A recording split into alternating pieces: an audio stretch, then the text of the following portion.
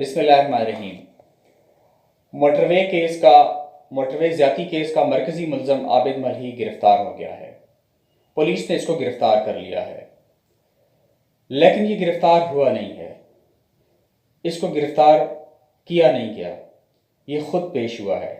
इसने गिरफ़्तारी दी है और पुलिस जो कह रही है कि हमने इसको गिरफ़्तार किया है, हमने 35-36 टीमें बनाई, बेतहाशा जगहों पर हमने छापे मारे और हमने इसके लिए इंटेलिजेंस बेस बहुत सारे ऑपरेशंस किए और ये कोशिश की और वो कोशिश की और दिन रात हमने लगा दिए और बड़ी सख्त मेहनत के बाद जाकर हमने इसको गिरफ़्तार किया है। ऐसा कुछ भी नहीं है। वो ख़ुद पेश हुआ है, अपनी मर्ज़ी से पेश हुआ है। इसकी हकीकत क्या है, आइए मैं आपको बताता हूँ कि असल वाक़या क्या है, उसने गिरफ़्तारी दी क्यों है, ऐसा क्यों हुआ कि वो आकर गिरफ़्तार हो गया। उसके लिए हुआ ये कि मैं आपको ले चलता हूँ उस जगह पर, उस दिन जिस दिन ये वाक़या पेश आया। आबिद मल्ही और उसके साथ उसका दूसरा दोस्त शफ़क़त और उसका तीसरा दोस्त बाला मिस्त्री, ये तीनों एक आदी मुजरिम हैं। इसी तरह की वारदातें करते हैं, इससे पहले भी इन्होंने की हैं। उस दिन भी ये वारदात की नीयत से हाथों में डंडे उठाए और असलहा लिए रोड पे गए। वहाँ पे उन्होंने ट्रैक्टर वाले को पहले लूटा, उसके पास जो कुछ था वो लिया, फिर वहीं इधर उधर घूमते रहे। इसी दौरान इनको दूर एक जगह पे एक लाइट नज़र आई और इन्होंने आपस में बात की कि ये क्या लाइट है, और फिर उस लाइट की तरफ ये चलना शुरू हुए। चलते चलते चलते जब उस लाइट के करीब पहुँचे तो देखा कि वो तो एक गाड़ी की लाइटें जो ब्लिंक हो रही हैं। और फिर उसके बाद उन्होंने गाड़ी के करीब वो गए, गाड़ी के करीब जाके देखा अंदर एक औरत है, उसके साथ चंद बच्चे हैं। उन्होंने उस औरत से कहा कि दरवाज़ा खोलें। उसने दरवाज़ा जब नहीं खोला तो इनके पास जो डंडे थे, उन डंडों से इन्होंने वो शीशा तोड़ा गाड़ी का। शीशा तोड़ने के बाद अंदर इन्होंने उस औरत के पास से जो भी नकदी उसके पास था, जो ज़ेवरात थे, जो उसके पास दीगर कीमती अशिया थी, वो सारी इन्होंने लूटी, उससे चोरी की, उससे छीनी। उसके बाद इनके ऊपर शैतानियत छा गई और हैवानियत छा गई और उस शैतानियत के असर में आकर, उस हैवानियत के असर में आकर इनकी नीयत ख़राब हुई और इन्होंने उस औरत के साथ जो सारा वाक़या किया। और उसके बाद ये अभी वहीं मौजूद थे कि पुलिस आ गई। पुलिस की आवाज़ सुनकर, उनकी फायरिंग की आवाज़ सुनकर, उनकी लाइटें देखकर ये वहाँ से भाग निकले। ये पहली दफ़ा है कि ये पुलिस से भागे हैं। अच्छा, उसके बाद ये अपने घर चले गए। घर जाकर इसने जब देखा 1-2 दिन में कि टीवी के ऊपर जो कुछ चल रहा है, उसकी तस्वीरें चल रही हैं, जिस तरह से ये एक बहुत बड़ा इशू बन गया, तो वो परेशान हो गया। और इसी दौरान पुलिस ने जब उसके घर पे छापा मारा तो वो पुलिस को देखकर फ़रार हो गया। ये दूसरी जगह है कि वो पुलिस से फ़रार हुआ। अच्छा, वहाँ से वो फ़रार होने के बाद क्या करता है कि वो वहाँ से फ़रार हुआ और फ़रार होने के बाद वो वहाँ से फ़ोर्ट अब्बास चला गया। फ़ोर्ट अब्बास वहाँ वो 3 दिन रहा। वहाँ से 3 दिन रहने के बाद से वो ननकाना साहब चला गया। ननकाना साहब जब वो गया तो उसके पास कुछ नहीं था खाने को, रहने को, तो वहाँ वो एक कब्रिस्तान चला गया। रात उसने कब्रिस्तान में गोरगन के साथ गुजारी। उसको कहा कि मैं एक मुसाफिर हूँ, मेरे पास पैसे ख़त्म हो गए हैं, तो उसने उसको अपने साथ रख लिया, खाना वगैरह दिया। रात वहाँ कब्रिस्तान रुकने के बाद जो है वो अगले दिन वहाँ से वो चिन्योट चला गया। जब वो चिन्योट चला गया, वहाँ वो एक ज़मींदार के पास गया। उस ज़मींदार के पास जाकर इसने कहा, जी कि जो आपकी भैंसें हैं मैं उनको चारा डालूँगा, जो आपके दीगर जानवर हैं उनको भी चारा डालूँगा, तो आप मुझे अपने पास मुलाज़िम रख लें। उस ज़मींदार ने उसको अपने पास रख लिया और वो वहाँ उसकी भैंसों को पट्ठे डालता रहा, उसके दीगर जानवरों को चारा डालता रहा, वहाँ काम करता रहा। इस दौरान ये था उसने कि अपना हुलिया बदल लिया। कैसे बदला? उसने अपनी दाढ़ी को बढ़ा लिया और अपने सर के बालों को छोटा कर लिया और कोरोना वायरस की इस वबा का फ़ायदा उठाते हुए उसने अपने चेहरे के ऊपर मास्क इस्तेमाल करना शुरू कर दिया। तो इससे वो पहचाना नहीं जा रहा था, उसका हुलिया बदल गया था। और इसी का फ़ायदा उठाते हुए वहाँ वो रहा और उसने काम करना शुरू किया। काम बड़ा सख्त था, कपड़े शपड़े उसके उस काम में फट गए, ज़ाया हो गए।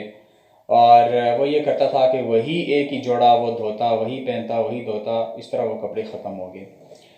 इसके बाद उस ज़मींदार ने उसको एक अपने पास जोड़ा था पुराना सा, वो दिया, वो उस जोड़ा उसने इस्तेमाल किया।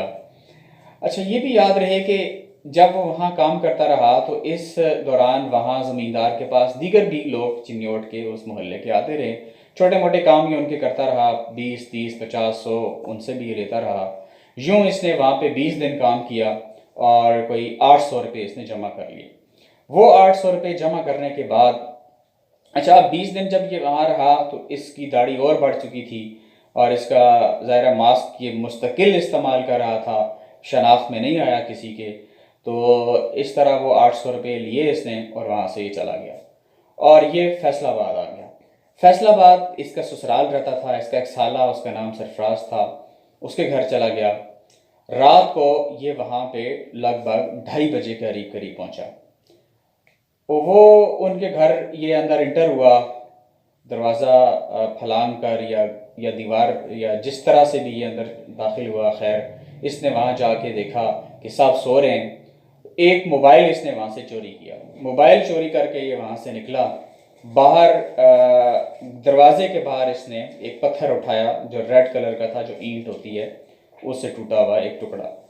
उससे इसने जो है वो दरवाजे के साथ दीवार पे अपना नाम लिखा, आबिद मल्ही, और फिर इसने नीचे फर्श पे अपना नाम लिखा, आबिद मल्ही, और ये वहाँ से चला आया। नाम इसने इसलिए लिखा कि ये लोग जब उठेंगे देखेंगे मोबाइल नहीं है तो कहीं ये पुलिस में जाएं, रिपोर्ट वगैरह ना कराएं चोरी की, तो उससे बेहतर है कि मैं खुद ही इनको लिख दूं। तो इस तरह इसने नाम लिखा और वहाँ से चला गया। दूर जाकर इसने अपने बाप को फ़ोन किया। अच्छा, इससे पहले मैं आपको ये बताऊं कि इतना चालाक, इतना होशियार, इतना क्लेवर बंदा था कि अपना मोबाइल, अपनी सिम, अपनी हर चीज़ जिससे ये ट्रेस हो सके वो इसने फेंक दी और अपने साथ कोई भी इसने ऐसी चीज़ नहीं रखी कि जिससे ये ट्रेस हो सके। और ये ऐसा ही करता था, लोगों के मोबाइल चोरी करता, उठाता, राब्ते करता, उधर ही फेंक देता और आगे चल पड़ता।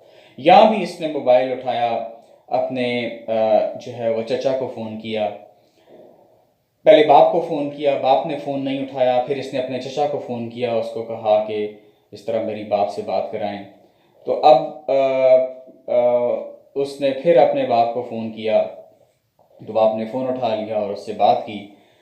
तो बाप और चचा दोनों ने इसको कहा कि आप, पूरा ख़ानदान पुलिस ने अरेस्ट कर लिया है, तमाम लोग मुश्किल में हैं, ज़िंदगी हमारी जीरन हो गई है, आप आएँ और आकर हम आपको पुलिस के हवाले करेंगे, गिरफ्तारी दें ताकि बाकी लोग हमारे आराम सुकून के अंदर आ जाएं।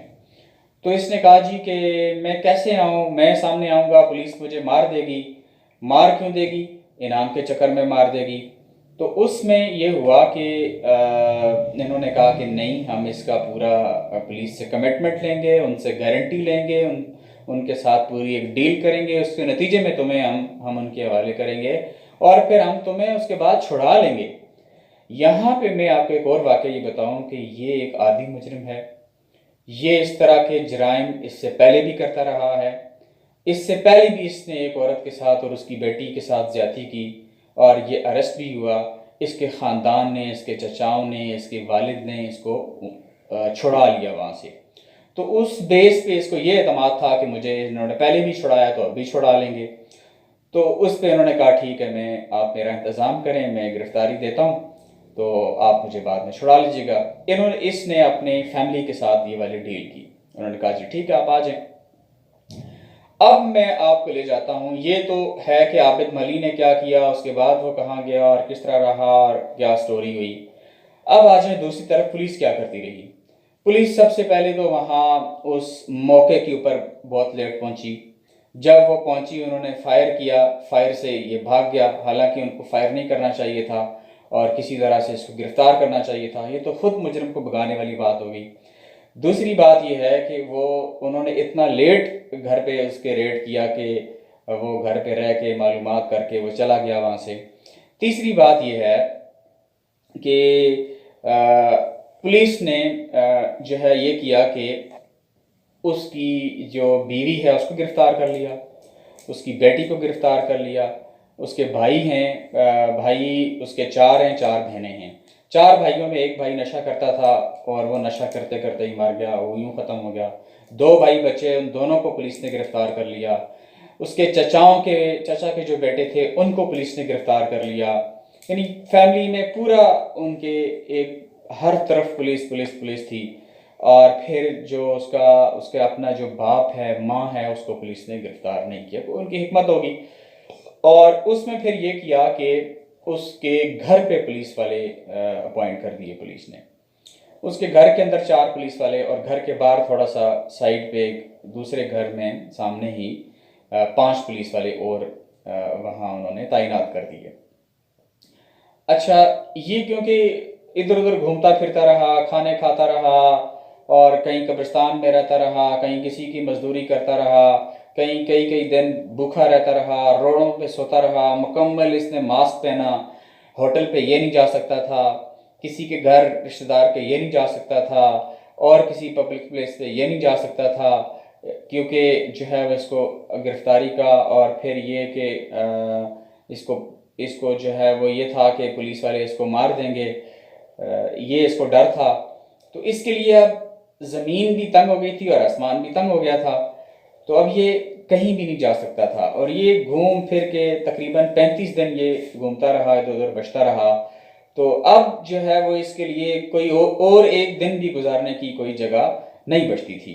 कितने इसके पास पहनने को कपड़े नहीं थे, इसके पास खाने को खाना नहीं था, इसके पास कोई और चीज़ लेने के लिए पैसे नहीं थे, इसके पास रहने को कोई जगह नहीं थी। तो इस तरह इसने ये 35 दिन गुजारे। अब इसकी बस हो चुकी थी। तो इस दौरान ये हुआ कि पुलिस इन 35 दिन में इसके घर ही रही। तो घर में भी जो है वो इसके फाके आना शुरू हो गए। एक बेटा ज़ाहिर है ये वाला फ़रार है, दूसरे 2 बेटे गिरफ़्तार हैं, बाप 70-80 साल का है, कोई और इनके पास घर में पैसे वगैरह सिस्टम नहीं है, सब कुछ जो था वो ख़त्म हो गया, खाने को भी कुछ ना बचा। तो फिर ये था कि पुलिस वाले ही इनको खाना वगैरह देते थे। तो इस दौरान पुलिस वालों ने, जो पुलिस वाले उसके घर पे तैनात किए गए थे, उसकी उनके बाप के साथ एक अच्छी अंडरस्टैंडिंग आस्ता आस्ता डेवलप हुई। तो पुलिस वालों ने उसके बाप को ये मशवरा दिया कि तुम ऐसा करो कि तुम्हारे सारे बच्चे, सारी फैमिली अरेस्ट है और सारा ख़ानदान मुश्किल में है, तो इन सब को इस मुश्किल से निकालो। अपने बच्चे से कहीं जब कभी तुम्हारा राब्ता हो, बात हो, उसको समझाओ कि वो गिरफ्तारी दे दे, ताकि ये बाकी लोग आसान या इजी लाइफ में आ जाएं। तो उसके बाद ये हुआ कि उसके बाप ने कहा कि लेकिन मुझे ये खदशा है कि तुम मेरे बेटे को मार दोगे। उन्होंने कहा जी कि हम तुम्हारे बच्चे को नहीं मारेंगे। उनका नहीं मारोगे? उसने कहा जी मैं नहीं मारूंगा। उन्होंने कहा कि नहीं मारूंगा। तो उसके बाप ने पुलिस वालों से कमिटमेंट ली, गारंटी ली कि उसके बेटे को मारा नहीं जाएगा, ठीक है, उसको गिरफ्तार करके पुलिस जो है वो अदालत पेश करेगी। तो जब बाप को ये एतमाद हुआ पुलिस वालों के ऊपर, ये कमिटमेंट उसने उनसे ली, ये गारंटी उनसे ली, तो उसका एक माइंड बन गया कि अब अगर मेरी उससे बात हो तो मैं उसको समझाऊंगा और अदालत पेश कर दूंगा और फिर उनके उसके जहन में होगा कि हम इसको छुड़ा लेंगे। तो इसी जो है वो सोच में अभी ये था कि आबिद ने उसे, अब दोबारा हम पिछली बात पे आते हैं कि आबिद ने जब बाप को फ़ोन किया तो इनका आपस में रब्ता हो गया। तो बाप ने फिर वही समझाई, ये जो मैं आपको बता चुका हूँ बात। तो फिर उसने कहा कि चलें ठीक है जी, आपकी ये बात हो गई है तो मैं घर आता हूँ। तो बाप ने कहा ठीक है जी, तुम आ जाओ। इस तरह वो कमिटमेंट लेकर अपने वालिद से, वो चिन्योट से फैसलाबाद से निकला। तो वो ये जो उसका एरिया है लाहौर के करीब, मांगा मंडी, वहाँ आ गया। तकरीबन दिन को 3 बजे के करीब करीब ये वहाँ पहुँचता है और फिर छुपता छुपाता किसी न किसी तरह से 5, साढ़े 5, 6 बजे से पहले पहले किसी टाइम में ये अपने घर के करीब पहुँचता है और घर के पीछे आ जाता है। घर के पीछे आकर ये आवाज़ लगाता है, अपने बाप को पुकारता है। इसका बाप इसकी आवाज़ को शनाख्त कर लेता है, पहचान लेता है और फिर कहता है कि आबिद। तो कहता है कि जी मैं ही हूँ। तो फिर जो है वो कहता है कि सबसे पहले मुझे आप, मेरी हालत बहुत वो कहता है कि मैं 35 दिन हो गए हैं मुझे, मेरे पास खाने को नहीं है, पहनने को नहीं है, ओढ़ने को नहीं है, रहने को नहीं है। मैं रोडों पे सोता हूँ, मैं 4 दिन हो गए भूखा हूँ, मैं प्यासा हूँ और मेरे कपड़े नहीं हैं, मेरा बुरा हाल हो गया है, मेरे पास कोई जगह नहीं है। लिहाजा मुझे जो है वो मैं बहुत तंग आके यहाँ आया हूँ, तो अब मैं कहीं नहीं जा सकता। तो उसके बाप ने कहा कि ठीक है, तुम घर आ जाओ। उसने कहा पहले मुझे, मेरे पास कपड़े नहीं हैं, आप मुझे कपड़े दें। तो उसने जो है वो बाप ने घर से एक कपड़े का जोड़ा उठाया और उसको घर के पीछे फेंका। उसने वहीं प्लॉट में वो कपड़े चेंज किए।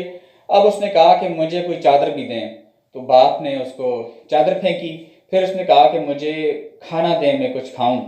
तो उसने जो है वो बाप ने कहा कि बेटा हमारे पास तो खाने को कुछ नहीं है, पुलिस वाले ही जब आते हैं हमारे लिए खाना लाते हैं, तो खैर तुम वहीं रुको, मैं तुम्हारे लिए कोई खाने का इंतज़ाम करता हूँ।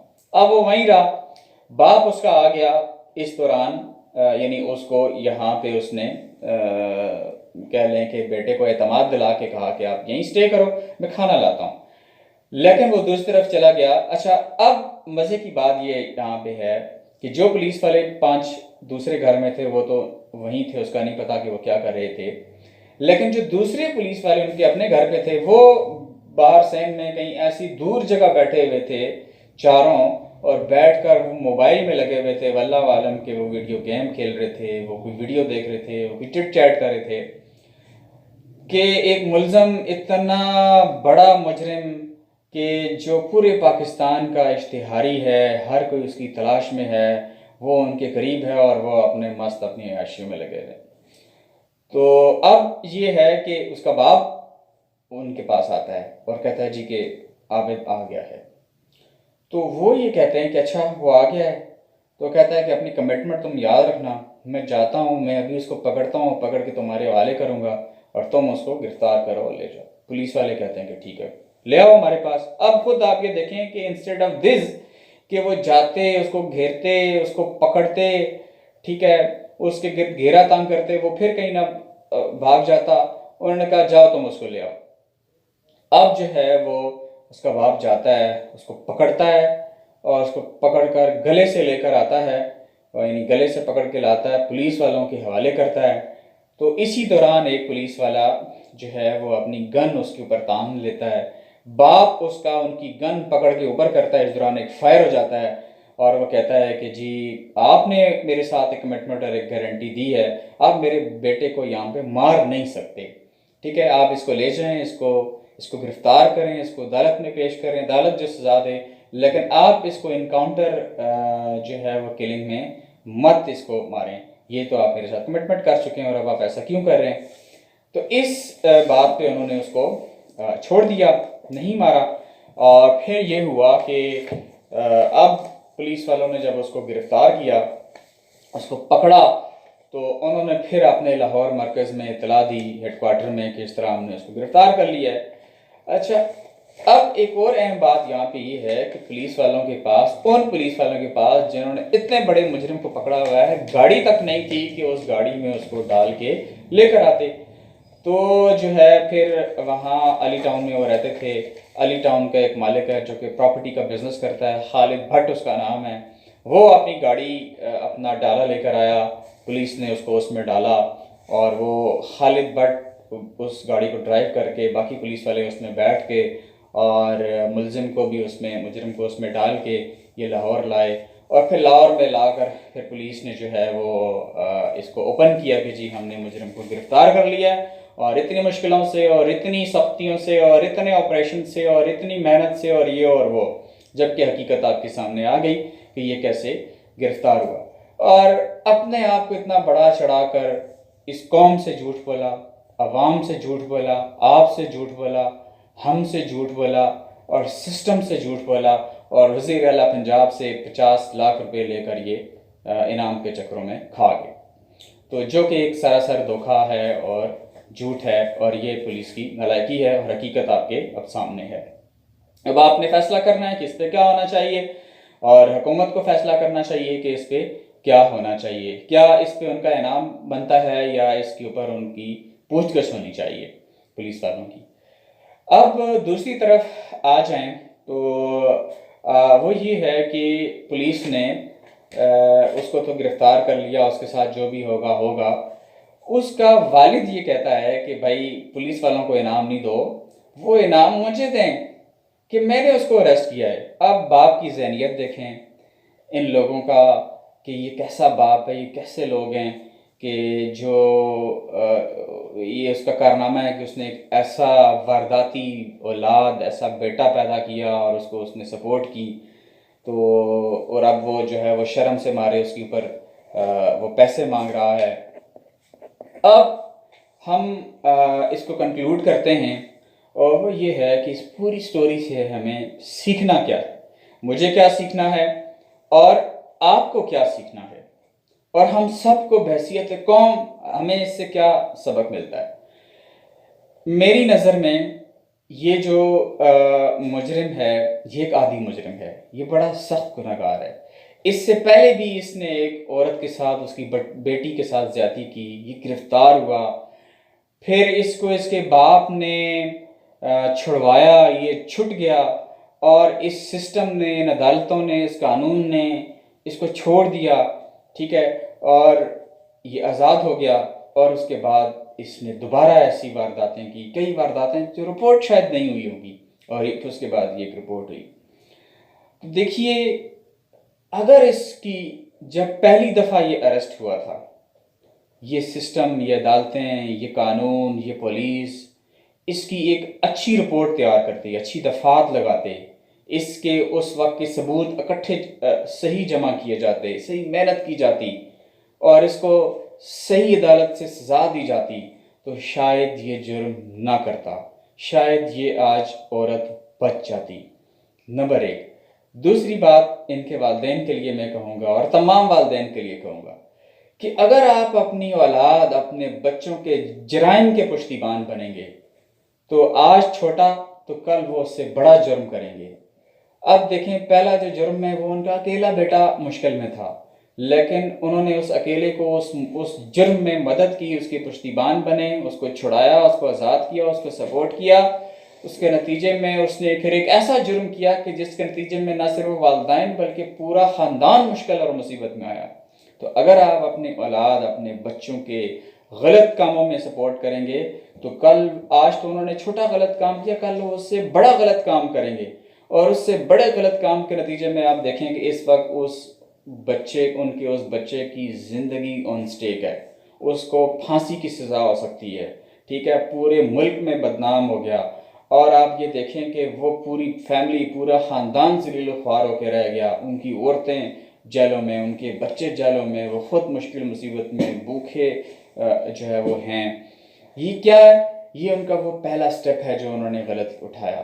तो तमाम लोगों से मैं यही कहूँगा कि वह अपने बच्चों की गलत चीज़ों पे उनको पनिश करें, ना कि उनको सपोर्ट करें। अगर वो उनको पनिश करें तो वो इस तरह के मुजरिम ना बने।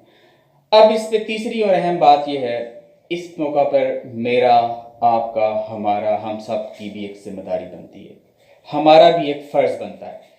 हमारे फ़राइज़ क्या हैं?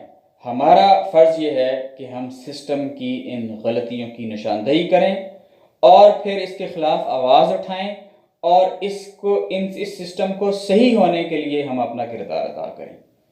उसी सिलसिले के लिए ये कड़ी ये वीडियो भी है जो मैं बना रहा हूँ। इस पूरे ज़्यादती केस में, इसके साथ जुड़ी हुई चीज़ों के साथ, इससे पहले और बाद के वाक़यात के साथ सिस्टम की कमज़ोरियाँ सामने लाया हूँ। इस अदालत और कानून और पुलिस और वालिदैन और माशरे, हर एक की कमज़ोरियों को हाईलाइट करने का मकसद ये है कि हम इनको ठीक करें, हम इनके अंदर बेहतरी लेकर आएँ, हम इनके अंदर गैप्स को फिल करें और हम अपना जो है वो किरदार अदा करें। और इस तरह की दूसरा हमारा रोल ये बनता है कि जो इस तरह के मुजरिम हैं उनको सज़ा दिलवाने में हम अपना किरदार अदा करें, इनके ख़िलाफ़ हम खड़े हों, हम उस वक्त तक न बैठें जब तक इस तरह के आदी मुजरिमों को सज़ा नहीं मिल जाती। और जब इस तरह के मुलज़िमों को सज़ा मिलती है तो इसके नतीजे में हमारी अपनी माएँ, हमारी बहनें, हमारी बेटियाँ इंशाअल्लाह महफूज रहेंगी। वरना मैं समझता हूँ कि आज किसी की बहन, किसी की बेटी, किसी की माँ के साथ ये वाक़या हुआ, कल हमारे साथ भी ये वाक़या हो सकता है। आएँ, खड़े हों, इस तरह के मुजरिमों के ख़िलाफ़ इनको सज़ा दिलाने तक खड़े हों और सिस्टम में मौजूद कमज़ोरियों की निशानदेही करें और उनको ठीक करने के लिए खड़े हों। इस वीडियो को लाइक भी करें, शेयर भी करें और अरबाब इख्तियार तक इसको पहुंचाने में किरदार अदा करके आप इसके लिए अपना किरदार अदा कर सकते हैं। अल्लाह हम सब का हामी व नासिर हो। अस्सलाम वालेकुम।